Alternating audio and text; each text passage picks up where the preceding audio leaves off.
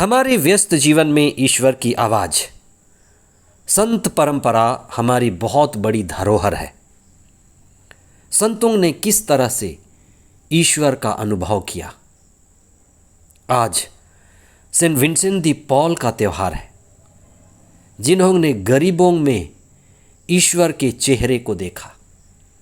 दीन दुखियों, दलितों, परेशानियों से भरे लोगों में, बीमारों, कमज़ोरों में ईश्वर का चेहरा स्पष्ट रूप से झलकता है। हम उनके द्वारा शुरू किए गए सभी महान कार्यों के लिए ईश्वर को धन्यवाद दें। जो व्यक्ति बीमारी से घिरा है, कमज़ोरी से घिरा है, हर तरह के रोगों से घिरा है, वह व्यक्ति मरते मरते जी रहा है। वह मृत्यु से घिरा पड़ा है और वह जीवन की पूर्णता का अनुभव नहीं कर सकता। जब भी हम ईश्वर से जुड़ते हैं, ईश्वर के प्रेम से जुड़ते हैं, तो हम आध्यात्मिकता के मार्ग पर बढ़ते हैं। हमारे जीवन में आत्मा की शक्ति बढ़ती है, आत्मा की प्रेम, आत्मा की ज्योति, आत्मा की ताकत। और आत्मा केंद्रित जीवन कई रोगों को हमसे दूर कर देता है। आत्मा केंद्रित जीवन ही सबसे बड़ी चंगाई है। 25वां सामान्य सप्ताह 27 सितंबर 2023 बुधवार। पहला पाठ इज़रा का ग्रंथ अध्याय 9 पद संख्याएं 5 से 9 तक और संत लूकस का सुसमाचार अध्याय 9 पद संख्याएं 1 से 6 तक। आज का सुसमाचार एक बात स्पष्ट करता है कि ईश्वर सृष्टि करता है, सारी सृष्टि का स्रोत है, और ईसा उनके पुत्र पुनः सृष्टि करता है। ईसा का समुदाय बहुत ही पिछड़ा और अविकसित समुदाय था। लोग अपदूतों से ग्रसित थे। हम जितने ही शहर से ग्रामीण इलाके की ओर बढ़ेंगे, तो हमें अपदूतों से ग्रसित लोगों की संख्या बढ़ती हुई मिलेगी। धर्मशास्त्र में रोग के भी कई रूप हैं, कई प्रकार हैं। रोग व्यक्ति के कमज़ोरी का और उसमें हर तरह के असंतुलन का लक्षण है। रोग शारीरिक हो, मानसिक हो या आध्यात्मिक हो, यह व्यक्ति के कमज़ोरी का लक्षण है। ईसा पूरी तरह से अपने स्वर्गीय पिता पर भरोसा रखते हुए जीते थे। उन्होंने अपने जीवन में पूरी तरह से ईश्वर पर भरोसा रखा और अपने शिष्यों को भी वही सिखाया। ईश्वर पर पूर्ण भरोसा रखना।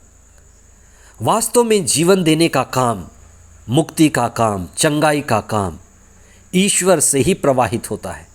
मुक्ति देने वाला वास्तव में ईश्वर है। शिष्य तो मात्र ईश्वर के हाथों के औजार हैं। ईसा पूरी तरह पिता ईश्वर पर भरोसा रखते हुए जीते थे। ईसा ने अपने शिष्यों को भी वही भरोसा जारी रखने की बात सिखाई।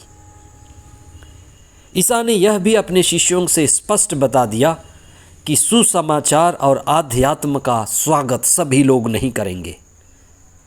कुछ लोग हमेशा से सत्य के विरोधी हैं, ईश्वर विरोधी रहे हैं। ईसा ने अपने शिष्यों को बता दिया था कि उन्हें कष्ट झेलना पड़ेगा। सभी सुसमाचार का स्वागत नहीं करेंगे। लोग उनके विरुद्ध होंगे। लोग अपने पुराने जीवन को जारी रखना चाहते हैं।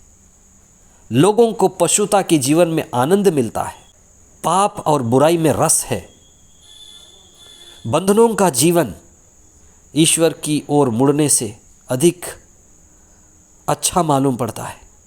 इसलिए लोग शिष्यों के विरुद्ध में होंगे। ईसा कहते हैं कि यह तुम्हारे लिए आत्मचिंतन और आत्म मंथन का समय होगा। तुम अपनी ही कमज़ोरियों पर चिंतन करना और हमेशा ये याद रखना कि ईश्वर सृष्टि करता है और उन्होंने ईसा को पुनः सृष्टि करने भेजा है। और मुक्ति का काम, चंगाई का काम, सुसमाचार फैलाने का काम ईश्वर का है। और ईश्वर अपना ये कार्य विभिन्न रूपों में जारी रखता है। पुराने समय में नबियों के द्वारा, ईसा के द्वारा, बाद में ईसा के शिष्यों के द्वारा, और आज कलीसिया के द्वारा विभिन्न रूपों में ईश्वर अपना कार्य जारी रख रहा है। हम ईश्वर के कार्यों को देखें, ईश्वर के कार्यों के सहभागी बने। आप जो भी कर सकते हैं, आप सत्य के साथ खड़े हों, ईश्वर के साथ जुड़ें, आध्यात्मिकता की ओर बढ़ें, आत्मा केंद्रित और ईश्वर केंद्रित जीवन बिताएं। आमीन।